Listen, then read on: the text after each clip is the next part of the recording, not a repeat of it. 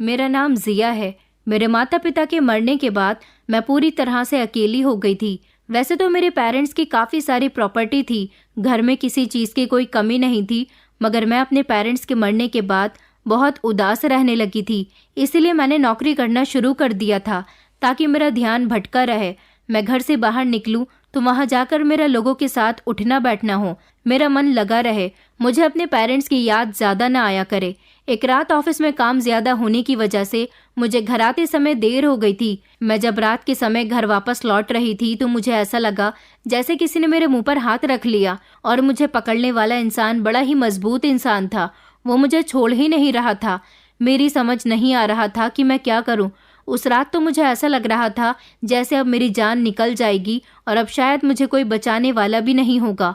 शायद ये रात मेरी जिंदगी की आखिरी रात हो, मगर कुछ देर गुजरी थी कि मैं बेहोश हो गई और फिर मुझे अपना होश न रहा। मेरे साथ क्या हुआ, कैसे हुआ, मैं कुछ नहीं जानती थी। अगले दिन जब मुझे होश आया और मैंने अपने सामने खड़े हुए उस इंसान को देखा जो मुझे इस अजनबी सी जगह पर लेकर आ गया था, उसे देखते ही मैं घबरा गई थी क्योंकि ये चेहरा मैंने पहली बार देखा था। मगर फिर मेरी आंखों के सामने कुछ ऐसा हुआ जिसने मेरे पैरों तले से जमीन निकाल दी थी, क्योंकि उस इंसान के हाथ में तो मेरी जिंदगी अपने पेरेंट्स के साथ बहुत खुशहाल गुजर रही थी। मेरे पापा बहुत अच्छे थे। मेरे पापा का अच्छा खासा बिजनेस था और मेरी मम्मी डॉक्टर थी। मम्मी पापा बताया करते थे कि जब मैं छोटी थी तब हम सब लोग एक परिवार की तरह एक साथ रहते थे। मेरे 2 चाचा जी भी थे, उनका भी परिवार था और हम सब जॉइंट फैमिली सिस्टम में रहते थे। उस समय मैं बहुत छोटी थी जब मेरे पापा को कामयाबी हासिल हुई थी। मेरे मम्मी पापा ने अपने अपने कारोबार को आगे बढ़ाने के लिए बहुत मेहनत की थी। पापा एक मामूली सी कंपनी में काम करते थे, जबकि अपने बिजनेस को बढ़ाने के लिए उन्हें ढेर सारे पैसे चाहिए थे। मेरी मम्मी, जो कि शादी से पहले ही पढ़ी लिखी और एक इंटेलिजेंट डॉक्टर बन चुकी थी, वो काफ़ी समय से अस्पताल में नौकरी कर रही थी और शादी के बाद भी उन्होंने अपना ये काम जारी रखा था। मगर मम्मी अब अपना अलग से क्लिनिक खोलना चाहती थी। शादी के बाद जब उन्होंने पापा से अपना अलग क्लिनिक खोलने के लिए कहा तो पापा ने उनको अलग क्लिनिक खुलवाकर दे दिया था।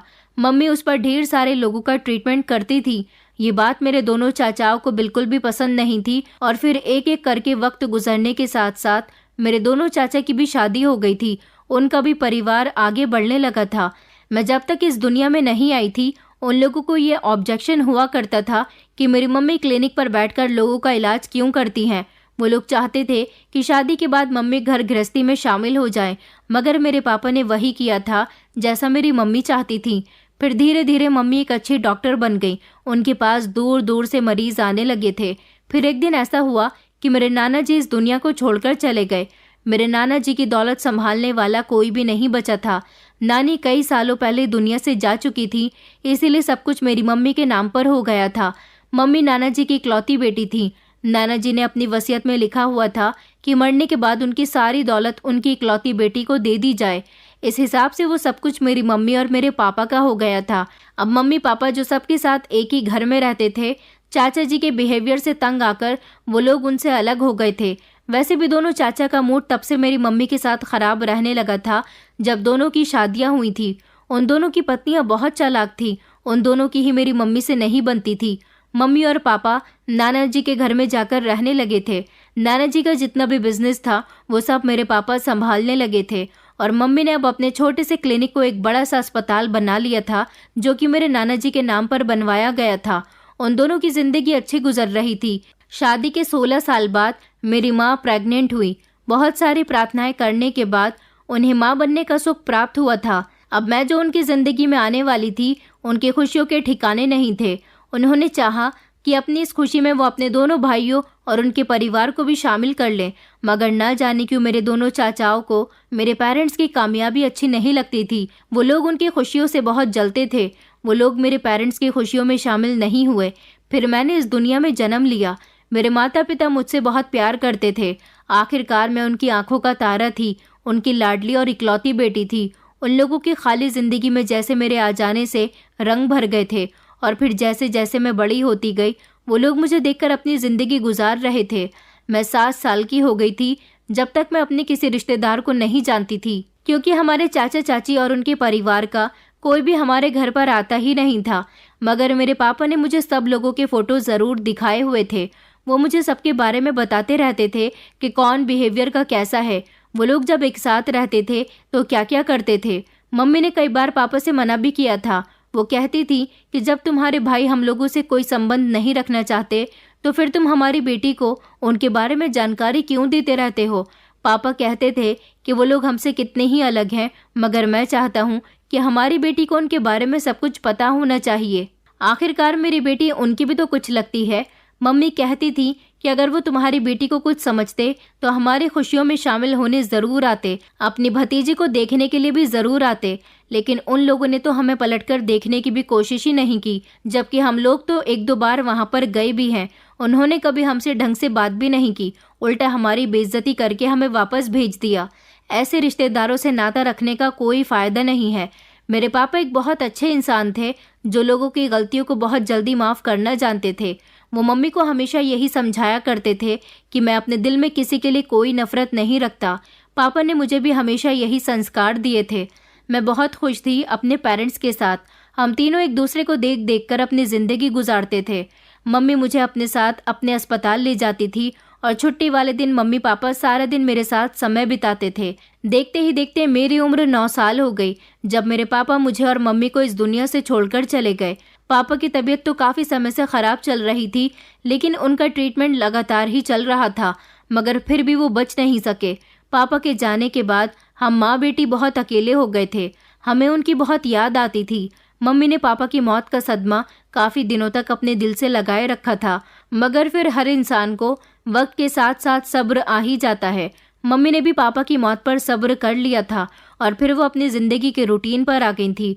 उन्होंने अस्पताल जाना शुरू कर दिया था। अब मैं बड़ी हो गई थी, इसलिए स्कूल से आने के बाद घर पर रुक जाती थी। घर में नौकर चाकर भी होते थे जो मेरा ख्याल रख लिया करते थे, लेकिन मम्मी अस्पताल से जल्दी ही घर वापस आ जाती थी क्योंकि उन्हें मेरी फिक्र लगी रहती थी। अस्पताल से आने के बाद मम्मी मुझे बहुत सारा प्यार करती थी और हम दोनों माँ बेटी पापा की फ़ोटो देखकर उनकी फ़ोटो से ढेर सारी बातें किया करते थे। वक्त इसी तरह से गुजरता गया और फिर मेरी उम्र 21 साल हो गई। मैं चाहती थी कि मैं भी पढ़ लिख कर मम्मी की तरह कामयाब बनूं, मगर मम्मी का कहना था कि ये जो कुछ भी है वो सब कुछ तुम्हारा है। जिस तरह से नाना जी ने अपना सब कुछ मेरी मम्मी के नाम कर दिया था, उसी तरह से मेरी मम्मी ने अपना सब कुछ मेरे नाम कर दिया था और ये बात काफ़ी सारे लोग जानते थे, मगर फिर भी मैं कोई जॉब करना चाहती थी। मम्मी ने मुझे साफ इनकार कर दिया था। उनका कहना था कि मुझे हमेशा तुम्हारी बहुत फिक्र लगी रहती है, मैं नहीं चाहती कि तुम जॉब करो और लोगों के बीच जाओ। आजकल न जाने कैसे कैसे लोग हैं, जवान लड़कियां सेफ नहीं हैं। तुम प्लीज़ घर में रहा करो और अपना ख्याल रखा करो। मम्मी कहती थी कि तुम अपने पापा की मेरे पास आखिरी निशानी हो, मुझे तुम्हारा बहुत ख्याल रखना है। आखिरकार मरने के बाद तुम्हारे पापा को भी तो मुंह दिखाना है। वो कहेंगे कि तुमने मेरी बेटी का ख्याल कैसे रखा, अगर तुम्हें कुछ हो गया तो मैं उनको क्या जवाब दूंगी। मेरी मम्मी बहुत अच्छी थी, दिन रात मेरी फिक्र में लगी रहती थी, मगर मैं भी वैसा ही करती थी जैसा वो कहा करती थी। मैंने कभी उनसे किसी चीज़ की जिद नहीं की थी।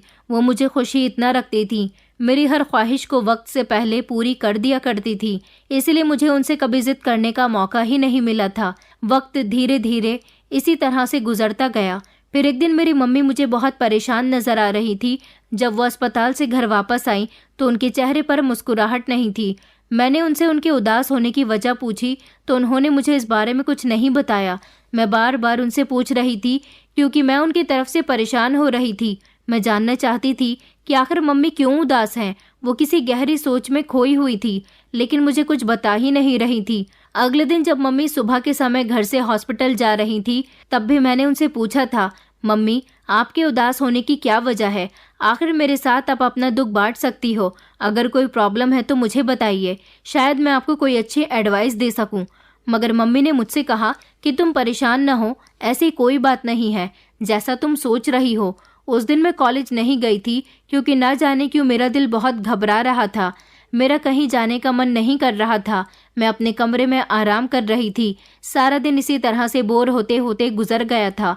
मेरे दिल की घबराहट थी कि कम होने का नाम ही नहीं ले रही थी। मैं कई बार मम्मी को कॉल कर चुकी थी। हर बार मम्मी कॉल रिसीव करके यही कहती थी कि बेटा तुम बेवजह परेशान हो रही हो। मम्मी की आवाज़ सुनने के बाद मुझे सुकून मिल जाता था। रात को मैं मम्मी का बड़ी बेसब्री से इंतजार कर रही थी, क्योंकि हम दोनों माँ बेटी एक साथ ही खाना खाया करते थे। उस रात काफ़ी देर हो गई थी, मगर मम्मी घर पर नहीं आई थी। मैं मम्मी के लिए बेहद परेशान हो रही थी। मैंने मम्मी के ड्राइवर को भी कॉल की थी जब रात के 2 बज रहे थे। उन्होंने मुझे बताया कि मम्मी का एक्सीडेंट हो गया। ये सुनकर तो मेरे होश ही उड़ गए थे। मम्मी का एक्सीडेंट? मैं फौरन ही अपने घर के दूसरे ड्राइवर के साथ मम्मी से मिलने के लिए भागी थी। अस्पताल वालों ने बताया था कि मम्मी को किसी आदमी ने अस्पताल में एडमिट करवाया था। सबसे अजीब बात ये थी कि मम्मी का एक्सीडेंट गाड़ी में बैठे हुए नहीं हुआ था, बल्कि वो सड़क पर चल रही थी। उस समय उनका एक्सीडेंट हुआ था। लेकिन मेरी मम्मी को तो ड्राइवर साथ लेकर आता था, और मुझे मम्मी के एक्सीडेंट की खबर भी ड्राइवर ने ही सुनाई थी। उस दिन के बाद से ही हमारा वो ड्राइवर गायब हो चुका था। मेरी समझ नहीं आ रहा था कि क्या हुआ। 2 दिन तक मम्मी की तबीयत बहुत ख़राब रही थी। मैं मम्मी को देख देखकर बहुत रो रही थी, और फिर 2 दिन के बाद मेरी मम्मी इस दुनिया को छोड़कर चली गई। जो इंसान मम्मी को अस्पताल लेकर आया था, उस अनजान इंसान के बारे में भी कुछ पता नहीं चल सका था। अब मैं पूरी तरह से अकेली रह गई थी। मम्मी की मौत पर मैं बहुत रोई थी, क्योंकि पापा की मौत पर मुझे तसल्ली देने वाली मेरी मम्मी मेरे साथ थी, लेकिन मम्मी की मौत पर मुझे तसल्ली देने वाला कोई भी नहीं था। अब मैं सारा दिन घर में रहकर गुजार दिया करती थी। पढ़ाई में भी मेरा मन नहीं लगता था। सारा दिन मैं बोर होती रहती थी।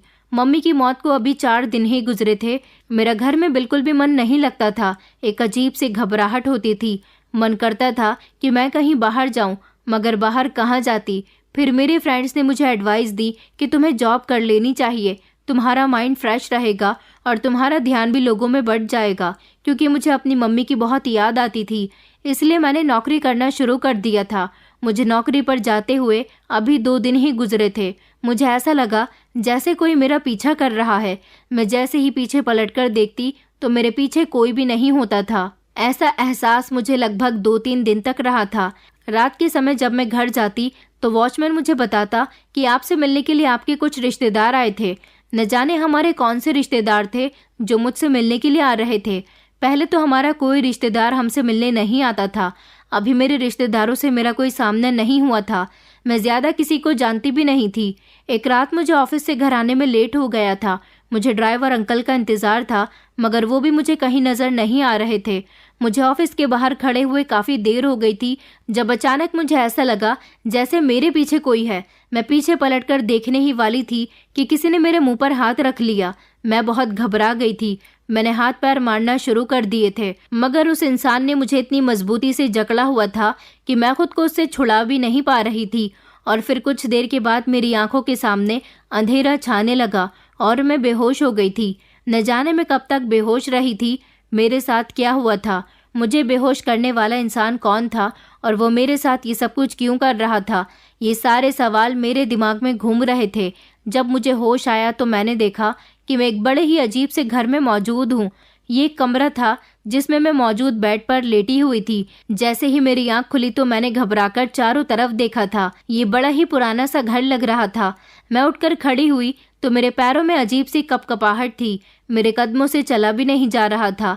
अभी मैं उठकर दरवाजे की तरफ जाने ही वाली थी कि दरवाज़ा धड़ाम से खुल गया और उसके अंदर आने वाला इंसान बड़ा लंबा चौड़ा और लगभग 40 साल की उम्र का आदमी था। उसे देखकर ऐसा लग रहा था जैसे वो कोई नॉर्मल इंसान नहीं बल्कि कोई गुंडा है। वो शक्ल से ही इतना खतरनाक नजर आ रहा था। उसने मुझे कहा कि तुम कहाँ जा रही हो? अभी मैं उससे कहती, इतनी ही देर में मेरी नज़र उसके हाथ पर गई।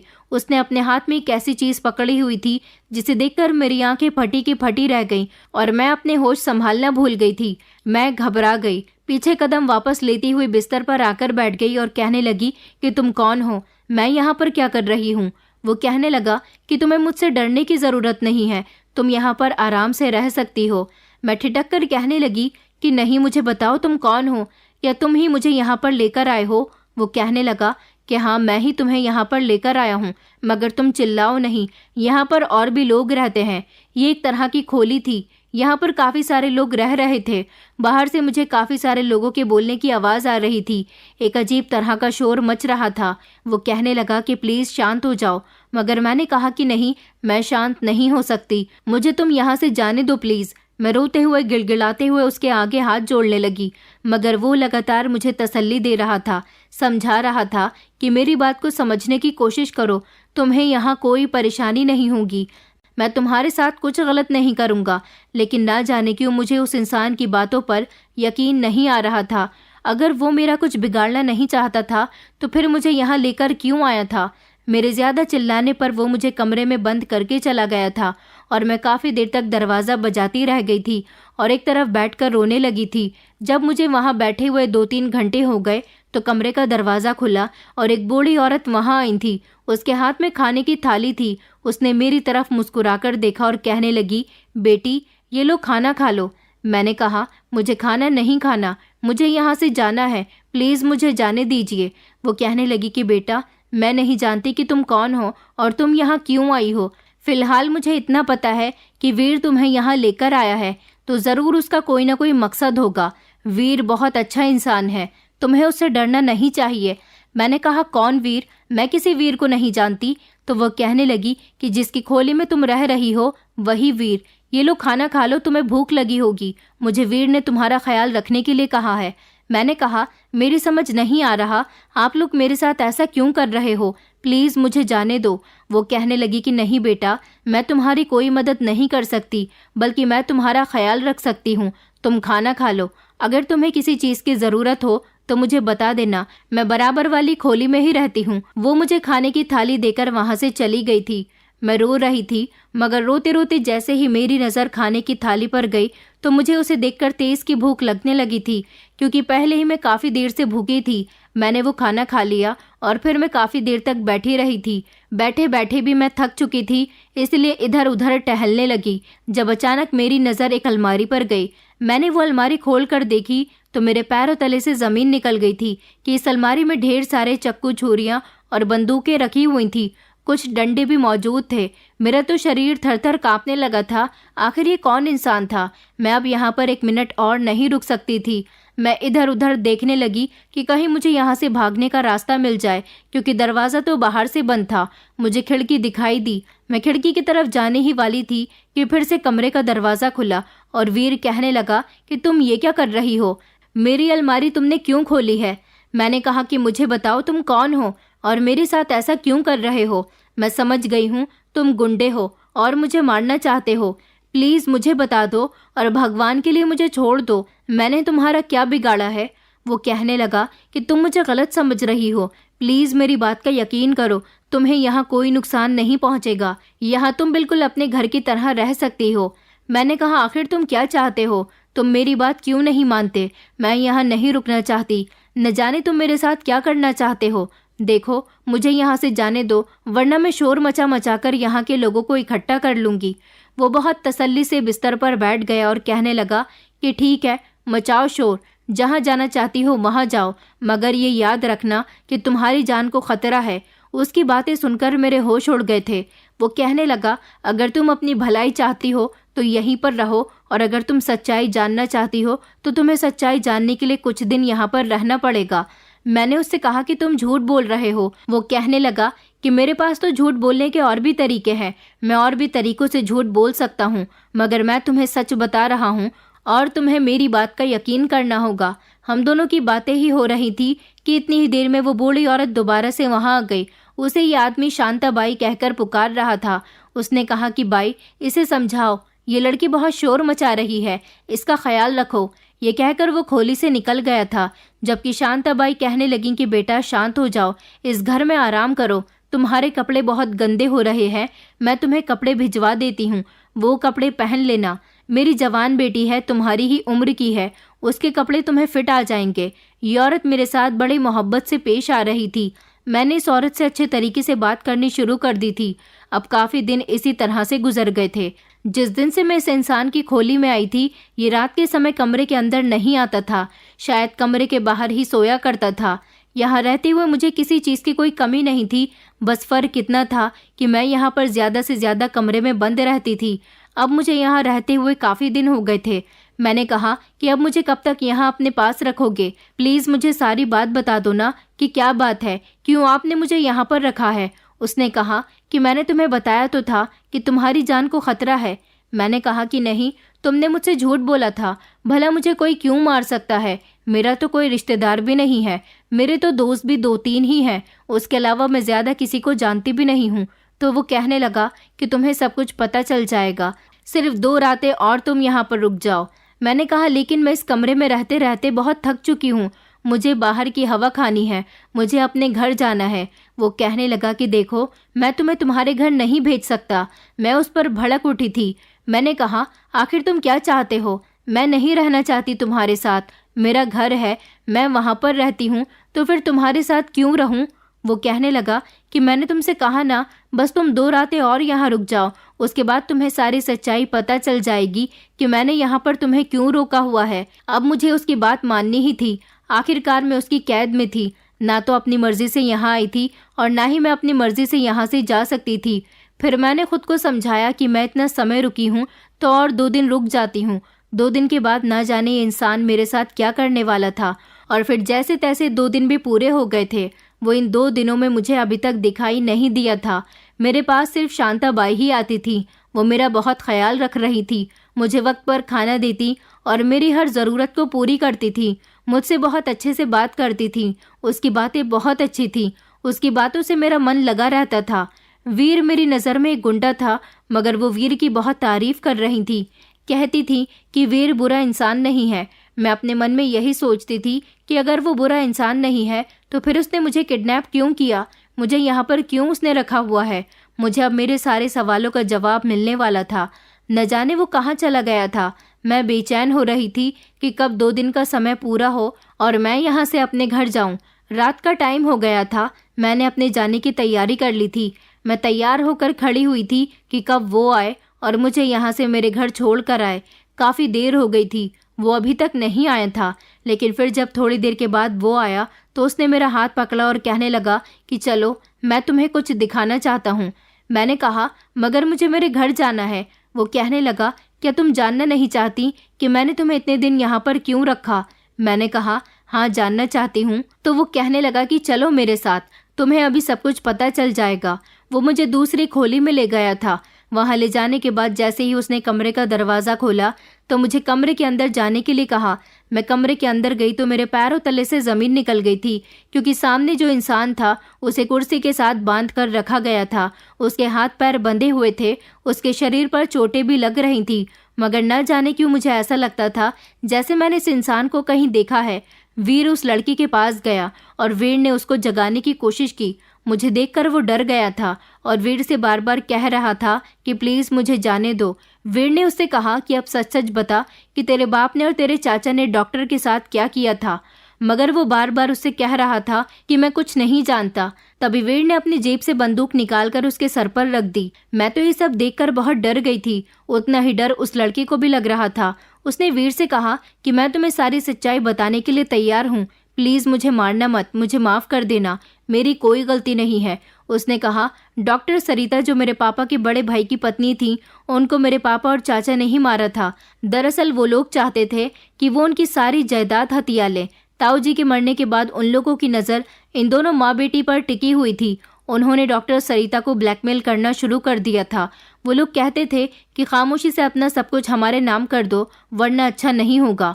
वो बहुत परेशान रहने लगी थी। एक दिन उन्होंने ताई जी को रास्ते से हटाने के लिए प्लान बनाया। रात के टाइम पर उन लोगों ने डॉक्टर सरिता की गाड़ी का एक्सीडेंट करना चाहा, मगर वो अपनी गाड़ी से कूदकर भाग गई थी।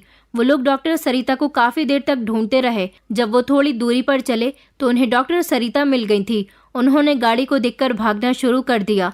तब मेरे पापा ने गाड़ी की रफ्तार तेज कर दी और डॉक्टर सरिता को सड़क पर भागते समय ही उनको गाड़ी से कुचल दिया और फिर वो लोग वहां से गायब हो गए। इस तरह किसी को पता ही नहीं चल सका कि डॉक्टर सरिता की मौत किस तरह से हुई। फिर उन लोगों की नज़र इस लड़की पर थी, क्योंकि ये बात तो सब लोग जानते हैं कि दोनों पति पत्नी ने अपनी सारी प्रॉपर्टी अपनी बेटी के नाम कर दी है। अब ये लोग बेटी को रास्ते से हटाना चाहते थे। ये काम मुझे सौंपा गया था। मैं इस लड़की पर नज़र रखे हुए था कि ये कब क्या करती है। 1-2 बार मैं इससे मिलने के लिए इसके घर पर भी गया था, मगर ये मुझे वहाँ नहीं मिली थी। मैंने सोचा था कि मैं इससे दोस्ती बढ़ा लूँगा और फिर धीरे धीरे जब जान पहचान होगी तो हम लोग इसको अपनी बातों में लेकर चालाकी से मार देंगे और फिर इसकी सारी दौलत अपने नाम कर लेंगे। लेकिन इससे पहले ही तुमने इसे किडनैप कर लिया और तुम्हें सब कुछ पता चल गया। बस मैं इससे ज़्यादा कुछ और नहीं जानता। ये बात सुनकर तो मेरे पैरों तले से ज़मीन निकल गई थी, क्योंकि ये कहानी तो मेरी माँ की कहानी थी। इसका मतलब ये था कि मेरी माँ का एक्सीडेंट नहीं हुआ था, बल्कि इन लोगों ने मेरी माँ को मारा था। और ये लड़का कोई और नहीं बल्कि मेरे चाचा जी का बेटा था। मेरे पापा के 2 भाई थे जो हमसे शुरू से ही नफरत रखते थे। अब उनकी नफरत इतनी हद तक बढ़ गई थी कि उन्होंने जायदाद के लालच में आकर मेरी माँ को ही मार दिया था। मेरे चाचा का बेटा, जिसको मैंने आज तक सिर्फ फोटो में ही देखा था, क्योंकि मेरे पापा सबके बारे में मुझे बताते रहते थे। मुझे ये सारी बातें सुनकर बहुत रोना आ रहा था। वो मेरे सामने बैठा हुआ था और बार बार मुझसे गिड़गिड़ाकर माफ़ी मांग रहा था। वो कह रहा था कि मुझे माफ़ कर दो, इससे कहो कि ये मुझे छोड़ दे। वीर मुझे लेकर दूसरे कमरे में आ गया था। वो मुझसे कहने लगा कि इसके मुंह से सारी सच्चाई उगलवाने के लिए ही मैंने तुम्हें इतने दिन इंतज़ार करवाया था। दरअसल ये लड़का तुम्हारी जान को खतरा पहुंचाना चाहता था, इसीलिए मैंने तुम्हें किडनैप किया था कि ये लोग तुम्हें ढूंढ न सके, और उससे पहले ही मैं इन लोगों की सारी सच्चाई खोलकर तुम्हारे सामने ला दूं। दरअसल मैं तुम्हारी माँ को बहुत अच्छी तरह से जानता हूँ। मैं कोई गुंडा नहीं हूँ, बल्कि लोग मुझे गुंडा समझते हैं। वक्त और हालात ने ही मुझे ऐसा बना दिया। मैं लोगों की मदद करता हूँ, ऐसे लोगों की मदद करता हूँ जिनकी मदद शायद पुलिस भी नहीं कर सकती। मैंने ऐसी लड़कियों की शादी करवाई है जो बहुत गरीब हैं। मैंने ऐसे गरीब लोगों का उनका हक दिलवाया है जिनको अमीर लोग दबा देते हैं। मैंने उन लड़कियों को इंसाफ दिलवाया है जिनकी इज्जत खराब हो जाती है। मैं तुम्हारी भी मदद करना चाहता था, इसलिए मैंने तुम्हारे साथ ये सब किया। 3 साल पहले मेरे साथ एक हादसा हो गया था। कुछ गुंडों ने मुझ पर हमला बोल दिया था, जिसमें मेरी काफ़ी सारी चोट आई थी। मेरा कोई इलाज करने के लिए तैयार नहीं था। मैं गंभीर हालत में इधर उधर भटक रहा था। जब मैं रास्ते पर खून से लथपथ पड़ा हुआ था तो तुम्हारी माँ ने मुझे सहारा दिया और अपने ड्राइवर के साथ मिलकर वो मुझे अपने अस्पताल ले गई थी। और वहाँ जाने के बाद उसने मेरा ट्रीटमेंट किया। लोगों को लगता था कि मैं गुंडा हूँ और ये पुलिस केस बन सकता है जिसमें वो लोग भी फंस जाएंगे, इसलिए मेरा किसी ने इलाज नहीं किया। मगर तुम्हारी माँ ने बिना कुछ सोचे समझे मेरा इलाज किया और मुझे वक्त पर ठीक कर दिया था। मैं तुम्हारी माँ से हाथ जोड़कर कह रहा था कि मैं सारी जिंदगी तुम्हारा एहसानमंद रहूँगा। कभी तुम्हें मदद की ज़रूरत हो तो मुझे ज़रूर बताना। जैसा भी हो, मैं तुम्हारी मदद करने के लिए तैयार रहूँगा। तुम्हारी माँ मुझसे बहुत खुश हुई थी क्योंकि वो एक अच्छी औरत थी। लेकिन जिस दिन तुम्हारी माँ की मौत हुई थी, उस रात में उसी रास्ते से गुजर रहा था जहाँ पर तुम्हारी माँ गंभीर हालत में पड़ी हुई थी। तुम्हारे दोनों चाचा तुम्हारी माँ को गाड़ी से कुचलकर वहां से भाग निकले थे। किसी ने उन्हें तुम्हारी माँ को मारते हुए नहीं देखा था क्योंकि वो सुनसान सड़क थी। मगर जब मैंने तुम्हारी माँ को देखा तो मैं उसे उठाकर अस्पताल लेकर जाने लगा था, जब तुम्हारी माँ ने मुझे रोक दिया और कहने लगी कि मुझे बचाने की कोशिश मत करो, मेरे मरने का समय आ गया। मुझे तुमसे एक ज़रूरी बात करनी है। मेरी बेटी का ख्याल रखना। मुझ पर मेरे देवरों ने हमला किया है। वो लोग मेरी बेटी को भी नुकसान पहुंचा सकते हैं। आगे भी वो मुझे कुछ कहना चाहती थी, मगर अचानक उन्होंने अपनी आंखें बंद कर ली। उनकी आवाज़ शांत हो गई और उन्होंने मेरी आंखों के सामने ही दम तोड़ दिया था। वो मरते समय मेरे आगे हाथ जोड़कर तुम्हारी रखवाली का मुझसे वादा लेकर गई थी। मैं ही था जो तुम्हारी माँ को अस्पताल लेकर गया था। मैंने उसी दिन से ठान लिया था कि मैं इसके कातिलों को सज़ा दिलवाकर ही रहूँगा और तुम्हारा बहुत बहुत ख्याल रखूँगा। मैंने उसी दिन से तुम्हारी तलाश करनी शुरू कर दी थी और फिर मैंने तुम्हें तलाश करके यहाँ पर कैद कर लिया ताकि कोई तुम्हें नुकसान न पहुँचा सके। मैं तुम्हारी माँ के कातिलों को सज़ा दिलवाना चाहता हूँ, इसलिए मैंने इसको किडनैप किया है, क्योंकि मैं जानता था कि यही है जो तुम्हें अपनी बातों में लेकर तुम्हें ढूंढने की कोशिश कर रहा है। ये लोग तुम्हें भी नुकसान पहुंचा सकते थे, इसलिए मैंने सबूत के तौर पर इस लड़के को किडनैप कर लिया और इसकी इतनी पिटाई लगाई कि इसने अपने मुंह से मुझे सब कुछ उगल दिया और अब ये पुलिस से भी यही सब कुछ कहेगा और इस तरह तुम्हारी मम्मी को इंसाफ मिल जाएगा। मैं उस इंसान के पैरों में गिर गई थी और कहा कि मैंने तुम्हारे बारे में सुना था कि तुम बहुत अच्छे हो, मगर आज अपनी आंखों से देख भी लिया। प्लीज़ मुझे माफ़ कर देना। तुम्हारा बहुत बहुत शुक्रिया, तुमने मुझे बचाया। मैं उस इंसान का एहसान शायद सारी ज़िंदगी नहीं भूल सकती। मुझे तो ये भी नहीं पता था कि मेरी माँ के साथ ये सब कुछ हो गया था। अब मुझे समझ आई थी कि मेरी माँ इतना परेशान क्यों रहने लगी थी। वीर ने पुलिस को बुला लिया था और उसके बेटे ने पुलिस के सामने भी वही सब कुछ कहा था जो उसने मुझे बताया था। उस लड़के के स्टेटमेंट पर पुलिस ने मेरे दोनों चाचाओं को भी अरेस्ट कर लिया था। मेरे दोनों चाचा मेरी सारी जायदाद अपने हवाले करना चाहते थे। मेरे पापा, जो कि एक ऐसे इंसान थे जो लोगों को बहुत आसानी से माफ़ कर दिया करते थे, वो दोनों मेरे आगे हाथ जोड़कर मुझसे माफ़ी मांग रहे थे और कह रहे थे कि बेटा, हमें बचा लो, हम आगे ऐसी कोई गलती नहीं करेंगे। मैं चाहती तो उस समय अपने पापा की तरह उन लोगों को माफ़ कर सकती थी, मगर नहीं, इन लोगों ने मेरी मम्मी की जान ली थी। मैं उन लोगों को कभी माफ़ नहीं करूंगी। उन लोगों को कड़ी से कड़ी सज़ा हो गई थी क्योंकि उनका बेटा पुलिस को उनकी पूरी प्लानिंग के बारे में बता चुका था और फिर उन्होंने भी पुलिस को सब कुछ बता दिया। वीर ने मुझे मेरे घर भेज दिया था और उसने मेरी जिम्मेदारी ली थी कि वो मेरी अच्छे लड़के के साथ शादी करवाएगा, क्योंकि वो मुझे अकेला नहीं छोड़ना चाहता था। उसने अपने ही साथ का एक लड़का मेरे घर पर मेरी रखवाली के लिए छोड़ दिया था। वो मेरे लिए कोई अच्छा रिश्ता तलाश कर रहा है। उसने मुझे बताया था कि जो काम वो करता है उसके काम से खुश होकर लोग उसे पैसे देते हैं। यही वजह है कि उसके घर की अलमारी में बहुत सारे हथियार रखे हुए थे, क्योंकि ऐसे लोगों को मारने या डराने धमकाने के लिए उसके हथियार काम आते थे। कई बार वो जेल भी जा चुका था, मगर वो अच्छे काम करता था, इसलिए पुलिस वालों ने भी उसे छोड़ दिया था। वो आज भी मेरी रखवाली करता है और मेरे लिए रिश्ता तलाश कर रहा है, मगर अभी उसे कहीं पर मेरे लिए अच्छा रिश्ता नहीं मिल पा रहा। वो मेरा ख्याल बिल्कुल एक बड़े भाई की तरह रखता है। मैं बहुत खुश हूँ कि दुनिया में कुछ ऐसे अच्छे लोग भी हैं जिनका काम देखने में गलत लगता है, मगर वो गलत काम अच्छे लोगों के लिए करते हैं। वीर को अब मैं अपना भाई मानने लगी हूँ, क्योंकि मेरा सगा भाई भी अगर जिंदा होता तो शायद मेरे लिए इतना नहीं करता जितना वीर ने किया। दोस्तों, उम्मीद करती हूँ आपको हमारी कहानी पसंद आई होगी। कहानी पसंद आई है तो वीडियो को लाइक करें, चैनल पर नए हैं तो चैनल को सब्सक्राइब करें और हाँ, नोटिफिकेशन बेल को ज़रूर दबाएं ताकि अगली अपडेट सबसे पहले आपको मिले।